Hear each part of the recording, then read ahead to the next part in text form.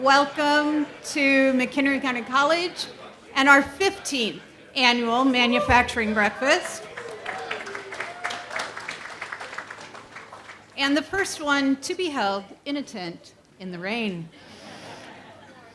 Wonderful to welcome you in. I'm Catherine Jones. I serve as the Associate Vice President of Workforce Development here at MCC and also have the pleasure of convening the Manufacturing Pathways Consortium.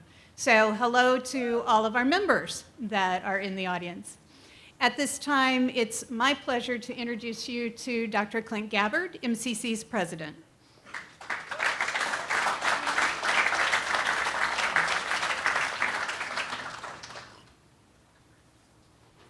Good morning. It's a beautiful day. I sound like my mother. We'd wake up, she'd get us out of bed. You know, it's already 85 degrees in the Ohio Valley, and we were going to have to go out and work her mammoth garden at the farm.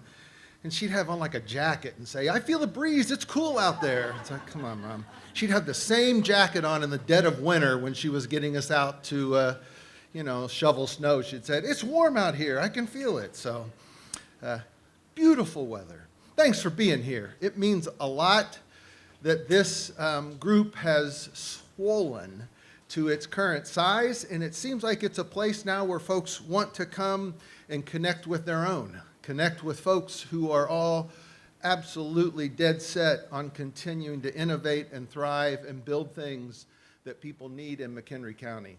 And educate folks. All of the superintendents and teachers are here. It means an awful lot to us, so welcome.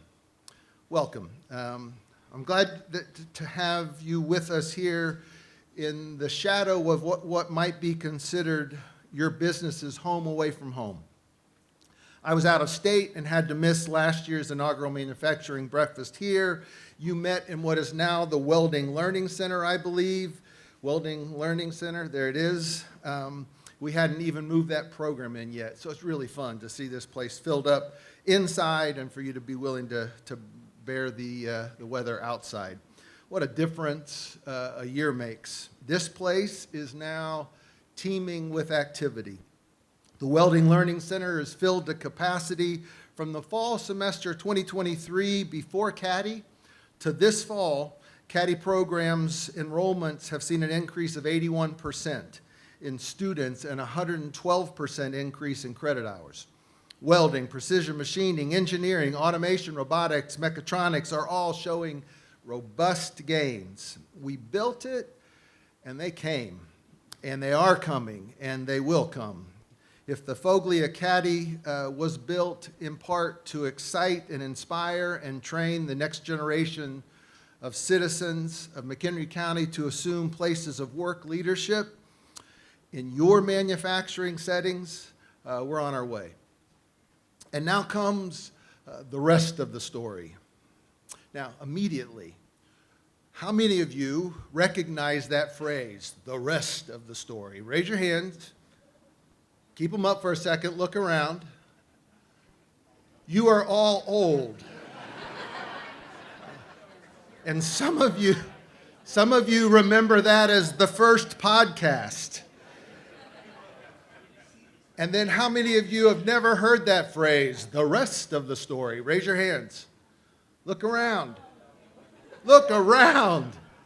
These are the next leaders of your manufacturing plants, of your companies. Those who know Paul Harvey and listen to him regularly, we're glad you're still around. But you're not going to be around forever. We're going to need your wisdom to be passed on to the next generation. We will need you. And those who've never heard of Paul Harvey, look him up. He was wonderful.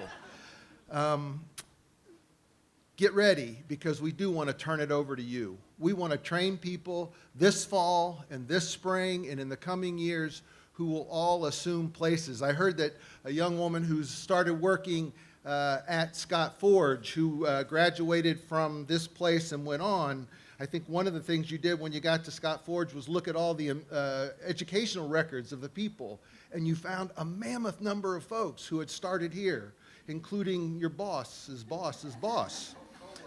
Co-worker, that's what I meant to say, yes. That's very cool, and that makes us feel very glad for what we've done here in terms of what we built. The rest of the story involves my reference earlier to making this place your company's home away from home. Inside this space, beyond the future workforce, we have extraordinary intellectual capital in the form of excited, talented instructors. We have millions of dollars of industry standard equipment. And most recently, one of the newest certified global MIT Fab Labs in the country.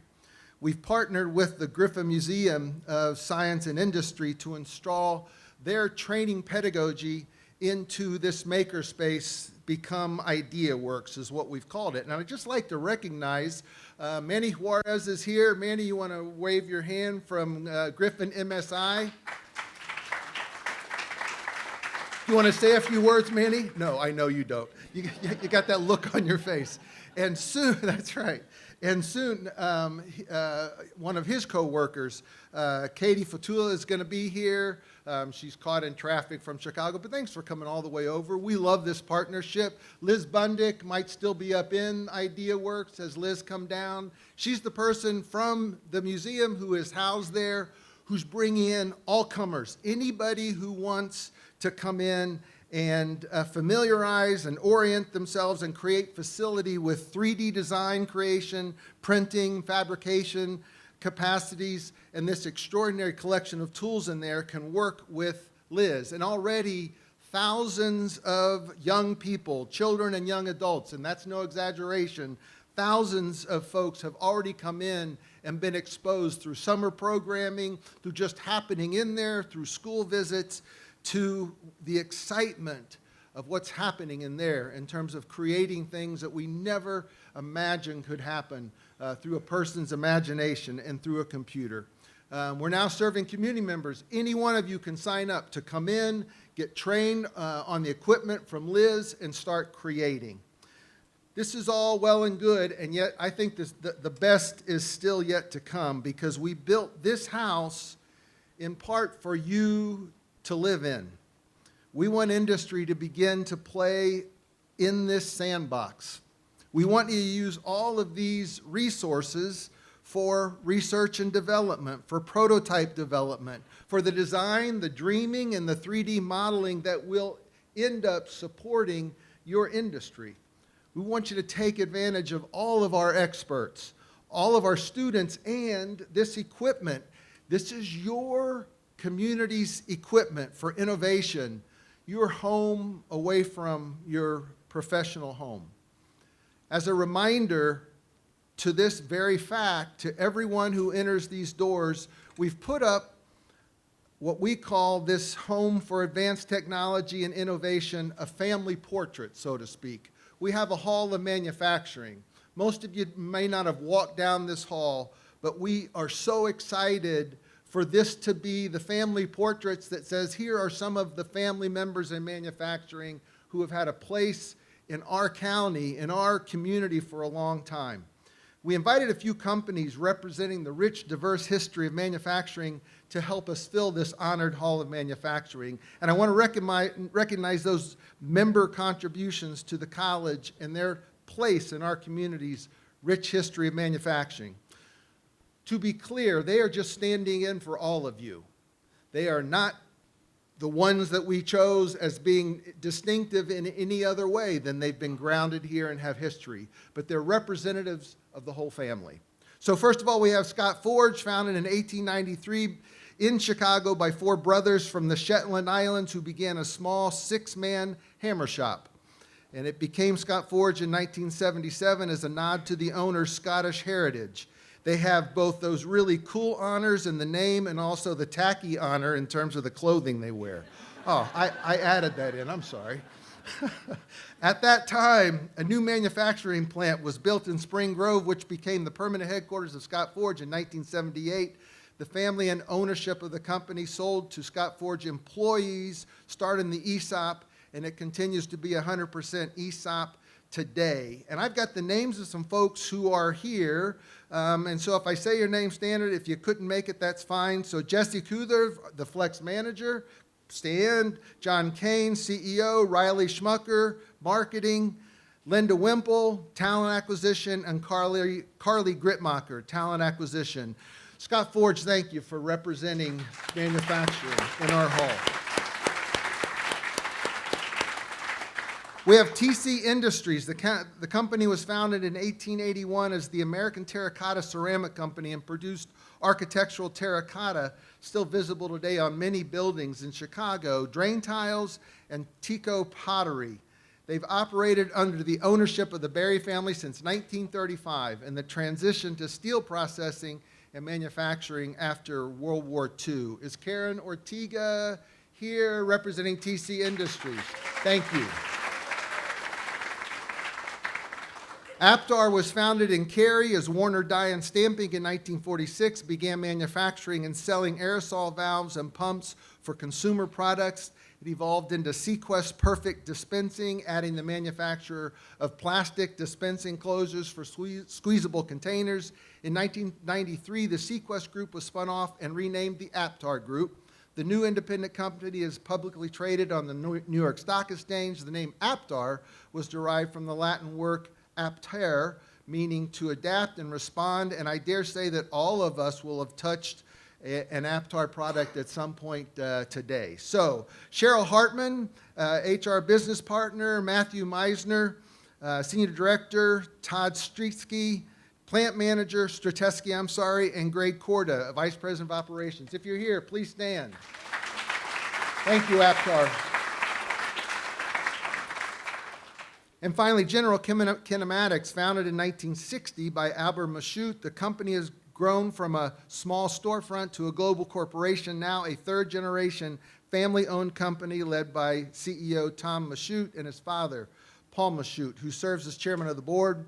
World leader in vibratory equipment, holding over 200 patents. Stephen Chakowski, and a couple of other, Mr. Pilskin and Garsky, if you're here, would you please stand? Thank you.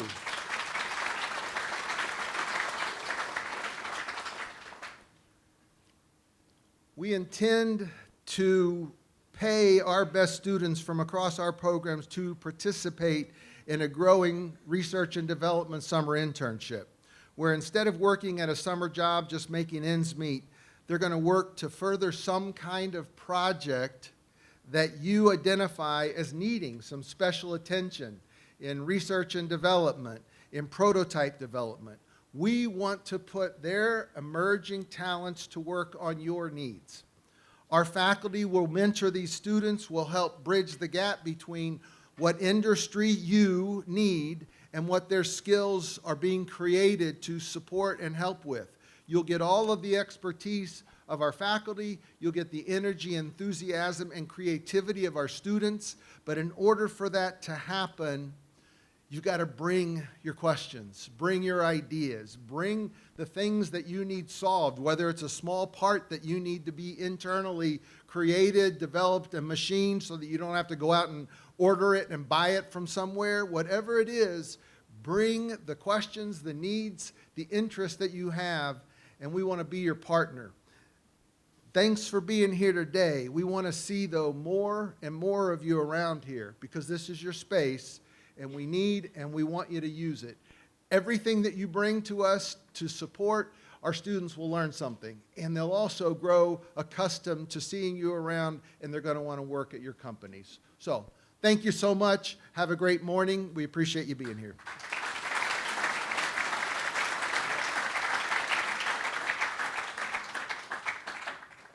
Panel members, join me up front. When we began discussing possible topics for the panel discussion today, it did not take long for developing the next generation of engineering leaders to bubble up as a key emphasis in keeping manufacturing strong and growing here in our county. So I'm going to turn this just a little bit so I can see them under the beautifully rigged lights. Don't worry, it's stable. To make the best use of our time together, their bios are in your programs. We're not going to stop and read your bios, but you're going to learn a little bit more about them as we go along. Joining us from General Kinematics is Josh Ray, Design Engineering Manager.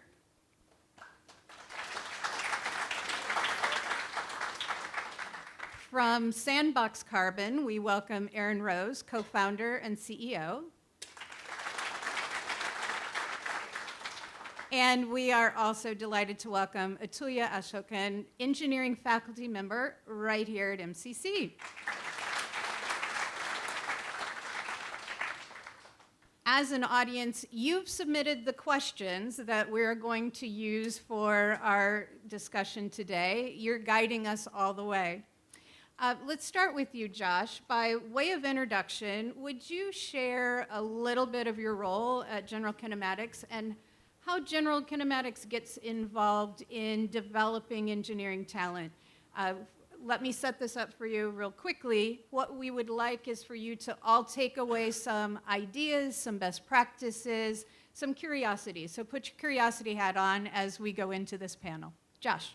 All right, thank you. I'll get the distance right here. Good morning, everybody. So my name's Josh Ray, Design Engineering Manager for GK. My involvement in specifically in the internships, I'm involved in the hiring, going through resumes, doing the interviews, getting them incorporated in the company. I work on what projects that they're going to be working on for the company. I am a resource. I'm not typically directly involved with them, but I'm always available if they need help or questions.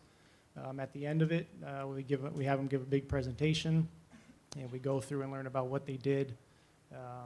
We do an internal review after they're done, and we discuss what those next steps are for that person, whether that's a full-time job with GK or not. So involved through the full process of the internship.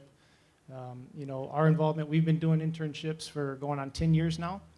Every year we look for 2 to 3 individuals to join us for that period of time. We've had discussions about doing more going forward, which is really exciting. We take a lot of pride in the program. We've actually put a lot of effort in the recent years to make it more developed and not just kind of not a free-for-all, but more, here's the project, here's an outline. We actually have an onboarding process now. It's important to us for a couple reasons. We've had really great success hiring through the internship program. You get the resumes, you do the interviews, you get a feel for those candidates, but when you can work with them for a little bit and you can understand, better who they are as a person, as an engineer, do they fit with your team, do they fit in the culture of your company, can they do the job? You kind of get that test period to really feel them out before you make the real investment of hiring them full time. And we've just had really good success through that program. So, and then the second reason, we've been, as a state founded in 1960, we've been part of McHenry County for about 50 years, and we're big on supporting the community. And we recognize this as opportunities to give local students an opportunity to have engineering experience. As you're going through college and out of college, experience is almost as important, if not more important, than the education you're receiving. And we recognize that, and we're excited to give kids opportunity to have those internships. And we would be excited to help you meet that goal of expanding your internships, Yes, right, absolutely. Corey? Yes. All right, thank you. Aaron, Sandbox Carbon may be new to many of us in this, to many of our attendees. Introduce us and let us know a little bit about what talent development, internship, introduce that word of co-op means at Sandbox. Yeah, for sure. Well, Catherine, thank you so much for having me here today. It's great to be here. So yeah, I'm Aaron Rose, co-founder at Sandbox Carbon, and I would assume none of you have heard of us. We are a clean technology company based downtown. Our main product is called the Carbon Dumpster, and it's a waste management product for your air pollution from furnaces, boilers, kitchens, laundries, wherever you're burning fossil fuels on your property. Instead of polluting, basically littering and exhausting the atmosphere, throw it in the carbon dumpster. The dumpster filters out the greenhouse gases, the carbon dioxide, and the smog, and when it's full, a truck comes and we throw it away for you, just like trash and recycling. So it's a new service that we're developing, currently in the process of scaling the carbon dumpster. They're rolling out in the next few weeks, and we hope it's a very cost-effective, scalable tool for small manufacturers, commercial property owners, and the like to cut their air pollution. So yeah, it's great to be here today. Part part of the reason I think we were invited here is that I'm actually sitting next to a former co-op of ours. Atulia was a co-op. Now she's an instructor here at MCC. So it's amazing to see, Atulia's growth over the last few years. I mean, she's, really, really an incredible engineer and incredible person. For us as a technology startup, I think, we're constantly doing R&D. We're developing new technologies, new manufacturing processes, trying to figure out what we're doing for the first time. There's not really a template for us to follow. And we have found co-ops and interns to be incredibly valuable, on the technology side and on the building a company side. Technology-wise, all of my full-time employees are very focused on, the critical path. But like every company, we have a very long list of things that we just can't get to today, right? We'll get to it tomorrow. Next quarter, we'll get to it. And we've really, really found success with interns and co-ops, basically saying, here's a menu of things that we would like to get done, but our full-time team can't do because we're too busy. Which of these interest you? We need to get them done eventually, and I'd rather get them done today than in 3 quarters when maybe I have some time. So that's been incredible, and actually some new lines of business for us have emerged because of those projects. We didn't really know where they would go.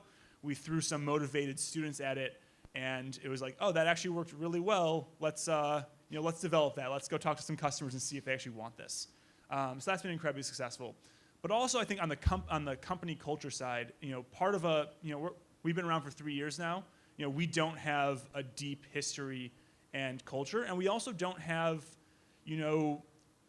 deep set processes about hiring, about employee retention, those things. We're figuring it all out for the first time, and internships and co-ops have been really helpful for us to get to know people. It's hiring someone is expensive, it's risky, and if it doesn't work out quickly, it can be messy. So interns have been a really flexible way for us to get to know people. Everyone I've hired so far, we started either part-time or as an intern or as a co-op, 3-month or 6-month evaluation period. And then we brought them on full-time when that period ended because we really liked working with them. We understood them, where we could see where they fit in the organization. Thank you. So let's turn to your former co-op intern, but now a faculty member. Atulia, what drew you into engineering? Why are you here doing what you're doing? That's a very long answer. But engineering, I was always drawn to building things, knowing how things worked. So I feel like engineering was always a natural fit for me. I did want to be a surgeon briefly, but I did not like biology, so that did not work out. So engineering worked. I was always, I would say, an average student through high school, and suddenly in engineering, I felt like, oh, finally, I don't have to study, I don't have to remember dates for history or remember long medical or biology terms. I loved it, and I liked the logic and reasoning behind all of the things. So I think that's what brought me to engineering. And here, I worked at a few places. I've done tons of internships. I think every possible format of internship, co-ops, I've done them all. And I think that was like my boot camp. Even my lean engineering internship at Rotodyne here in Chicago, or my latest one at Sandbox Carbon, they've all only reinforced my love for the subject. And I feel like internships and co-ops, these are such a good bridge, because a lot of the time the curriculum does not allow for a lot of hands-on work. It's mostly set in foundational theory, especially in engineering. So internships kind of help you bridge the gap between equations and equipment. Right? So I think that's, and So I wanted to give back also, and I always ran away from teaching. I didn't think I had the patience for it, but surprisingly, I have loved it so far. Let's stay with that and talk about the students you're seeing in your room, because I think traditionally when we talk about engineering internships, we automatically think those juniors and seniors that are working on bachelor's degrees. We are not turning out bachelor degree engineers, but I hear that you've got some pretty talented students sitting in your classrooms. Talk to us a little bit about, are they ready to go into industry as interns and what they could contribute? Oh, some of them are right here, and they are fantastic. Even last semester, towards the end of the, I tried to incorporate as much hands-on activities or experiments or projects that I can within the little wiggle room that I am given in the curriculum. So especially with the engineering graphics students, I get to, or we were able to work with different departments. We have our manufacturing division here where we have machinists and welders in training, and we're able to get little products designed by the graphics class and then have it made. So they get to see that, oh, maybe my tolerance was too tight to be reasonable, or this could be made, but it's going to cost me a lot of money. I feel like they get the feel for that a little faster, and they realize, oh, if I need to 3D print this, I cannot just 3D print everything. That's not feasible. But if I needed to 3D print something, how do I do it? How do I design it differently? Or how do I design it for the kind of manufacturing that I intend to have this product made by? So. Thank you. And if you are going back into the building through the welding lab, I have to point out in each welding booth, there are vinyl clings that indicate where those tools should be placed. I don't know about you, but do tools ever go missing from work cells? So take a look in there. You may want to be talking to our engineering team. That lab is in use from about 7 a.m. to 10 p.m. at night, and getting the tools back where they need to be is a task, shall we say. Aaron and Josh, this question comes from our educators that are with us today. What type of skills are employers looking for from their engineering students? So as somebody's progressing through their high school, through college, and showing up on your door, what skills are you looking for? Pause. There we go. All right. Few skills come to mind. One that I'd like to talk to, I tell new hires and interns, I like to find people that have the ability to learn and the willing to be taught. I see a lot of resumes, and we want intelligent people at GK, so GPAs are something we're looking for, and that gives me an idea of their ability to learn, but a willingness to be taught and understand that, as Atuya said, the difference between the real world and the classroom. We've had new hires come in that had great grades, really intelligent people, and think that they can argue with the veteran of the company about how things are going to happen when they don't have that real world experience. And eventually they get that humbling moment where the real world says it's not all theories, right? There's variables that you don't understand yet, you don't know about. Willingness to understand that education's continual, right? You always should be learning, you always will be learning.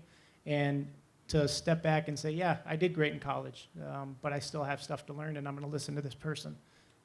That's an important skill. Anybody else conjuring up their humbling moment from their college internship? One came floating to my mind.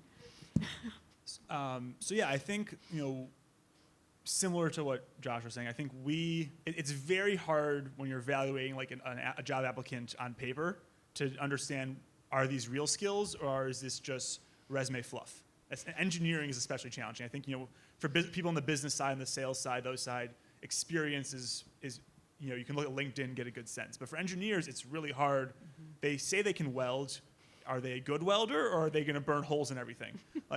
It's impossible on a piece of paper to say that, to know that. So I think, we look for really teachability and reliability. I mean, the most important thing is that someone's going to show up, right? And they're going to show up with the right attitude, willing to learn. That's essential. But also we're looking for signals, educational background, what courses they've taken, that they are trainable and coachable and teachable, and they'll be a good part of the team. The last thing we're looking for is really communication. I think CAD software. We use Onshape. Atulia is teaching Onshape. CAD is a way to communicate, really. It's communicating ideas, communicating designs to your, to the rest of the team, and so we really look for, some of that software background of, can you actually, communicate your ideas, and can you react dynamically to when your idea doesn't work. Those are the green flags we're looking for. The actual tangible manufacturing skills, those are just signals for, are you, trainable. Thank you. Sorry. No, I'd like to build on that a little bit. Something that we look for, when we talk about skills listed in resumes, mechanical aptitude, people who do stuff with their hands, and that's the great thing about this facility is the machines they have here and the courses they get to take. Students, interns, whatever, new grads come in that have experience, working on cars, bikes, computers, woodworking, whatever it is, things that get them using their hands, taking things apart, putting things together. As a design engineer, you're designing something that somebody has to build. And when you do things like that, take things down, take things apart, put them together, you kind of get a mindset of, design for manufacturability. You understand somebody's got to put this together. When you're working in a 3D model, it's a pretty picture, and you're like, that's great, until somebody's like, how am I supposed to reach in there with an 8-inch welding rod in that 3-inch hole you've given me? And, people that do skills like that, they grasp that concept quicker. I guess reminded me of one thing. So, when we're hiring, we have obviously asked for a bunch of biographical details, resume, and we asked a few questions. And the question on our application that I found most useful as of late is, what is something you've built recently that you're proud of? We ask every applicant that question, on the business side or on the engineering side. What's something you've built or done recently that you're proud of? And the last few hiring processes we've gone through, I've actually read that question for every applicant, and selected them based on that. I didn't even look at the resumes until I got through that question for everyone, because what are you building? What are you proud of that you're building? That gave me enough data to do the first initial sort on the applicants. So it's a question we found very useful. But also, you guys already know that I did my co-op with Sandbox Carbon. One of the best things that they did for me was they never told me, wait, here's what you need to work on. Instead, they said, okay, these are the problems we are currently facing. Which of these interests you the most? And what do you want to work on? And that kind of gave me the autonomy, and also automatically built in that accountability. Right now, I'm responsible for that problem. And that, I think, plays a big role, too, to make the co-op or internship really successful. Mm-hmm. Thank you. Those were the easy questions. Let's get harder. So, interns, new grads, all of this talent we're talking about, they don't come in fully productive. How do you decide when the financial investment is worth the pressure on the bottom line? I'm going to let Josh answer that first, because Aaron, you've got a special answer to that. Yeah, we kind of touched on it in the introductions. It's an investment. If you need to hire somebody, there's a cost to that, right? And the internship gives you a look at that ahead of time. And to be honest, right, it's a little bit of a lower cost option to make sure this investment is worthwhile. You don't know based on a resume and an interview how that person is going to fit in. They don't know that they're going to fit in, right? The other side of this is from the student or the intern's perspective, right? They don't know that they're going to like what they're doing. They don't know that they're going to like your company. So the internship gives them the opportunity to do that, so that when it's done, both sides can say, yeah, this is going to work. We feel confident in investing more into you. Or, hey, we realize this isn't going to work. It was a small investment. We're not going to have to hire somebody. put the full investment into it, and then 3-6 months from now, they're like, yeah, this isn't working out. We got to start over. So, the pressure of the bottom line obviously is real, but if you're growing, internships are a great way to do a small investment to make sure the bigger payoff comes later. And from a startup perspective, Yeah, so I think from a starter's perspective, we are fortunate that as a startup, our investors are much more focused on growth than financial performance. My main job day to day is lighting money on fire. I'm very good at that, and so I think we're not an AI startup, so we do need to have some fiscal discipline. We don't have $40 billion, but quarterly. Financial performance is not not how we operate. We're thinking, that 3 to 5 year timeline of future profitability. And light money on fire now to have future profitability. It's a beautiful world I live in, and and it doesn't last forever. It doesn't last forever, but I'm trying to make it last forever. That's trying to become an AI startup. That's the goal. So for us, I think on the internship co-op side, obviously there is a monetary cost of employing someone, but the biggest challenge for us is time. Any new hire or intern co-op takes more time from their manager, from the team during that training phase. And the hard part of an internship is, if the internship is only 3 months long, the training phase is their entire internship, right? So it takes a lot more time from everyone else to train these people and get them to be a highly productive member of the team. So I think we understand that we're not we don't expect interns to be fully autonomous on day one, but we try to structure the co-op and internship so that it's not hourly. We're not checking in with the intern hourly. We're checking in with them in the morning, in the afternoon, and then they're autonomous for 6 hours. Right, so it's not taking as much bandwidth from myself or other members of my team to manage the intern. And I think the way we do that is as Atulia and I mentioned, is we have relatively structured projects, but they're not the critical path projects where I feel the need to micromanage them. If the project doesn't work, it's not the end of the world for us, right? We're not hardware that ships to customers is mostly being touched by my full-time employees who have been fully trained, right? It's much more of an R&D function that interns and co-ops are doing, where, if something goes off the rails for 3 days and I don't notice, it's not the end of the world.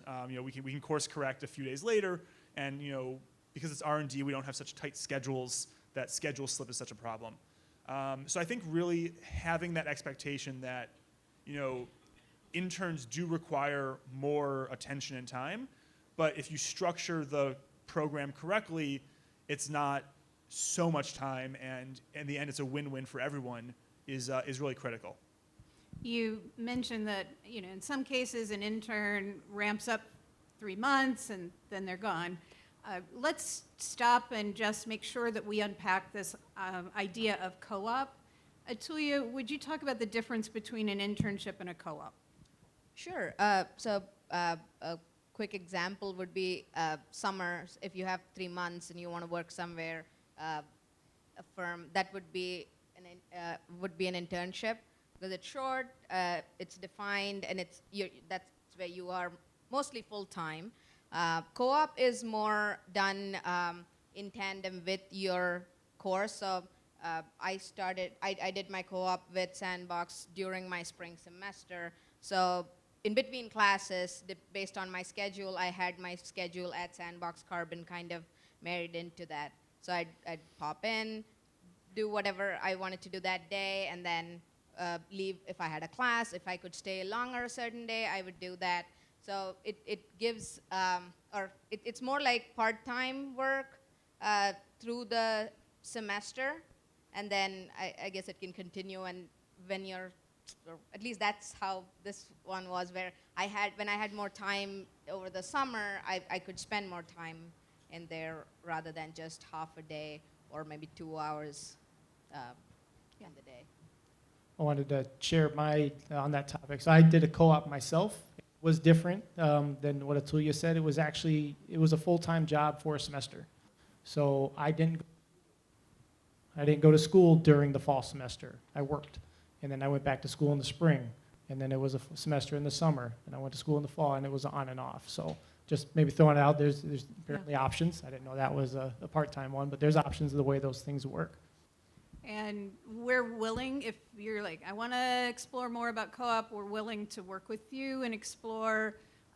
We haven't done a lot of those here, but between faculty, career services, maybe a little grant support, we can see if we can't translate that for our students.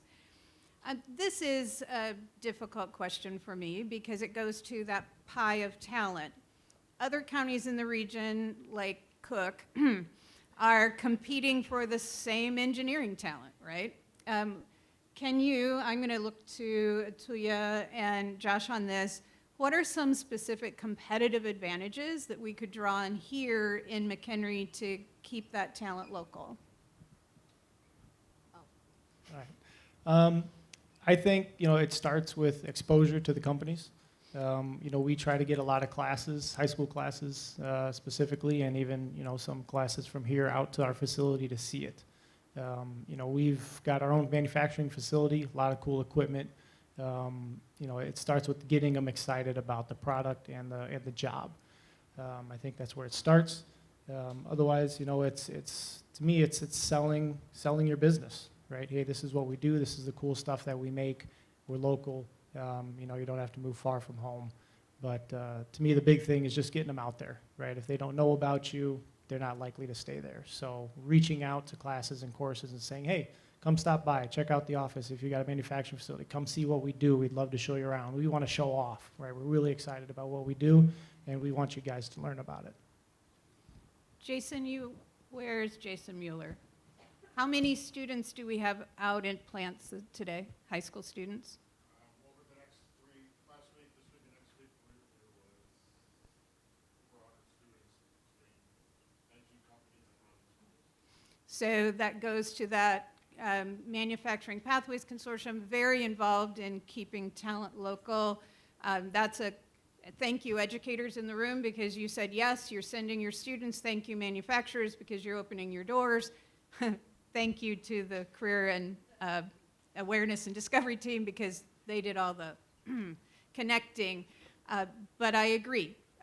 You don't know what you don't know. And if you don't see it when you're in high school, you're going to lose that opportunity to connect. I agree. I completely agree with that too. And job shadows, internships, or even sometimes you have those little boot camps, but at the company, just being on site, suddenly the student has a soft spot for that company. Yeah. They might not have ever worked there, but suddenly, I know this place. I've been there. So I think that really would help retain talent or vying for talent. Getting ready to wrap up, I want Atulia to answer this question, but then Josh and Aaron, you can start thinking about my next question, which is what question didn't I ask that you wanted to answer today? So while they're thinking, Atulia, we had a question about what engineering degrees and curriculum MCC is focused on, and are our students going right into the workforce? Are they transferring? So would you talk a little bit about engineering and engineering technology?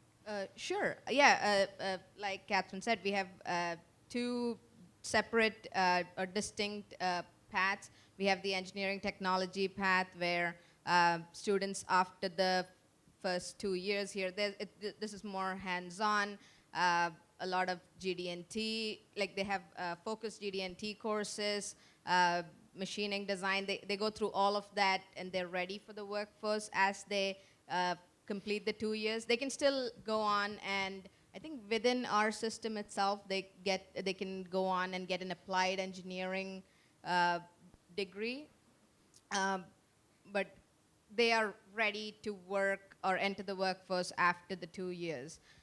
With the engineering program, we cater to all the engineering fields because it's the basic courses, the foundational courses that we teach. We teach the first 2 years, so this is the transfer courses, and these students then transfer to any of the universities here. I hear a lot of students go to Iowa, U of I, NIU, and MSOE, I think. So, but those students would be great for internships, co-ops, super nice kids, very smart, good, but they would not have the same hands-on experience as the engineering technology student because these are transfer courses, we have very little wiggle room in the curriculum, and we have to stick to those course objectives provided by the state. By the Is it university, by the state and Yeah, universities. we have to stick to that so that those courses are transferable so that they can go on and get their engineering degrees. But it caters to all engineering core or all engineering fields. They get to decide. So a lot of the students might take statics, engineering graphics, and they'll have their physics and chemistry and all that. But if they know they're going to do mechanical or civil, or maybe not civil, but mechanical or aerospace or any of those courses, they're like, okay, maybe I can take my dynamics here too. If it's not a requirement, they don't have to, but it still transfers. So then they also get to do electrical analysis, circuit analysis here. So if they know they're going into electrical, that's a great opportunity for them to get hands-on. Also, I think this is a great place for the students to try out the different fields, so much cheaper than to try it out at a four-year school. So yeah, that's the basic difference between the two, but they are great for internships and co-ops. Absolutely. And some of those talented students are with us today. They're wearing tags that say student, so you can find them. They're probably not going to reach out to you, but you can reach out to them. All right, Josh, Aaron, anything that you can't go home today without bringing to this conversation? Sure. So, I mean, thinking about that question, yesterday I was talking to a journalist from the BBC, and he was asking me about, climate technology, domestic manufacturing. There's a lot of headwinds right now. Climate technology is, politically not popular right now. Manufacturing is very challenging between interest rates, tariffs, all that. And he said to me, "Why are you optimistic?" and so that's the question I'll ask myself on stage. Because I gave that answer. I gave that answer yesterday. And for me, I'm fortunate that I get to spend a lot more time thinking about 2030 than Q1 26. And that I think is, it's a very fortunate place to be. But at the what I see is that these are all long-term trends. Interest rates will change eventually. Tariffs will stabilize, and whatever happens. But at the end of the day, the long-term trends are we're in an energy transition. We are we need to onshore manufacturing in this country. These trends are going to play out. These aren't quarterly trends. These are things that are going to take place over the next 5, 10, 20 years. And so, manufacturing is going to be resurging. Manufacturing is going to grow here. It has to. There's just no other reality where that doesn't happen. And so I think, the optimism is that, it's very, the next year or two might be very murky, but, the long-term trend, if I'm a student, if I was a student, you're definitely in the right space because, these industries are going to grow, right? They're, even if the job market is tough today, everything is cyclical. It turns around, and there will be lots of, great jobs, tomorrow and, for a long time to come. But also, on the manufacturing side, if we can muddle through the challenges today, the future is bright. The trends, aren't going to change. We are bringing back manufacturing. These, the whole sector is going to be growing. We are going through an energy transition. That whole sector is growing. These things are happening. So, it's better to be better to get on board today than to, miss the boat and, be left behind in 5 years. So that's why I'm optimistic. All right, Josh, quick Yeah. closing. Yeah, I'd like to go back to the skills question. One important skill that I think engineers, need to get better at is communication. And I say that because, you know, at GK engineers, we don't just sit at a computer and not talk to anybody. We talk to everybody. We talk to sales. We talk to customers. We talk to field service if you're unfortunate. We talk to project management. You know, we're talking to everybody. And being able to communicate with people with different backgrounds, different levels of education, different focuses, global company, people with English as a second language, you know, and then in a professional manner. Through communications, you know, emails. It's easy to come off a way in an email because all you get is word choice. Tones don't pull through. You know, one of the best things I think I did in my college career is I took business writing instead of technical writing as an elective. I had enough classes that gave me lab work while I had to write reports. This taught me a better way to write emails, which is critical. So I highly stress communication skills and getting more of the business side of it because you're going to be talking to and interacting with a lot of people. Thank you. And we did not get to every one of your submitted questions, but our panelists are not going anywhere just yet. So let's keep that dialogue alive. Join me, please, in thanking our panelists.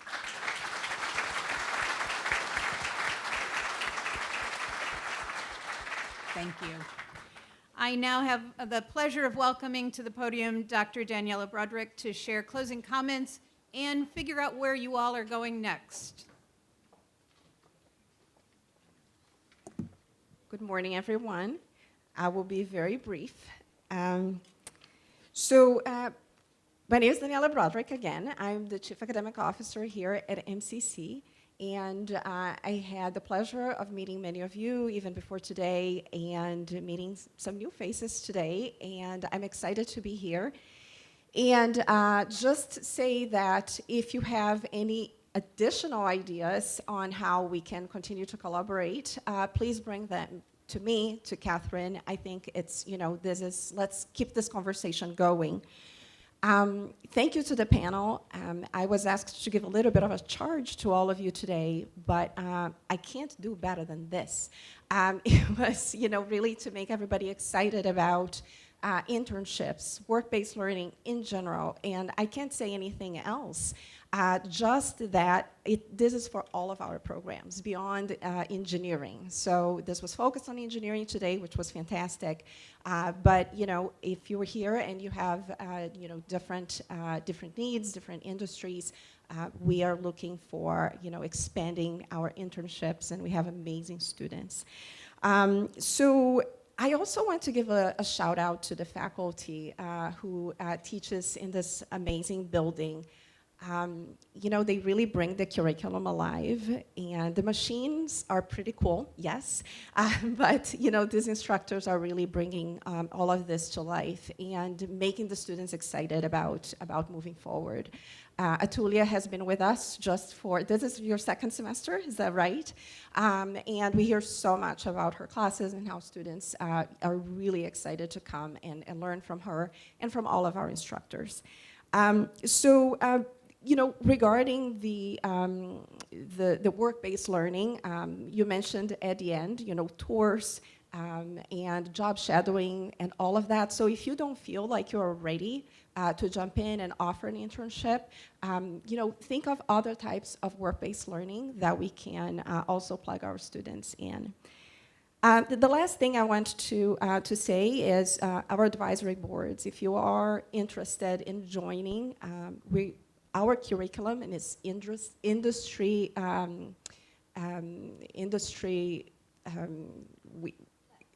led, yeah, that was not the word that I was looking, but we informed. I'm sorry, industry informed. So we consult with you all, and all of our curriculum is, you know, we want to make sure that our students are going to be successful. And so, like you were mentioning, communication, right? So we're thinking about employability skills also, but we also want to make sure that those technical skills are what you need so that when they come to you, they're ready to go. And so if you join an advisory board, you have the chance to speak up, to talk to our faculty and make sure that our curriculum is aligned with what you need. I'm going to close now and say that the next thing is actually our advisory board meetings. So I do have a quick announcement. We have such wonderful response to these meetings today that we had to kind of change rooms because we have more people than we were expecting. So if you are going to the robotics advisory committee meeting, it's going to be G101. So all of the advisory board meetings are going to be in the first floor. So G101 for robotics.